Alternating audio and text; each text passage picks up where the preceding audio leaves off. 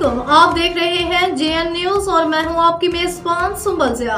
Bulletin का बाकायदा आगाज करते हैं और शामिल करते हैं अब तक की अहम तरीन खबर। पाकिस्तान और अमेरिका के दरमियान कौंसलर राब्ते जारी रहते हैं। तर्जुमान दफ्तर खारजा का कहना है कि अफगान हुकाम ने पाक अफगान सरहद पर पाकिस्तानी हदूद में 2 सरहदी चौकियों की तामीर की कोशिश की और मना करने पर फायरिंग भी की गई।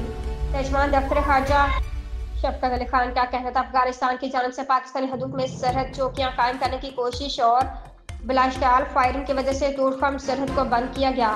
उनका कहना था कि अफगानिस्तान में दहशतगर्दी में मुलविस शरीफुल्लाह की अमेरिका को हवाले की पाक अमेरिका सिक्योरिटी और इंसदाद दहशतगर्दी ताउन की रोशनी में की गई। इस मतलब तमाम कानूनी तकाजे पूरे किए गए।